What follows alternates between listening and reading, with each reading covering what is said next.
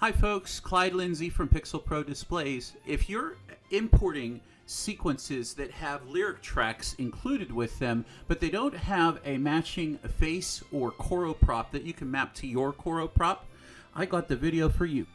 Notice in this sequence right here, there's no choro face to map over. So let's figure this out.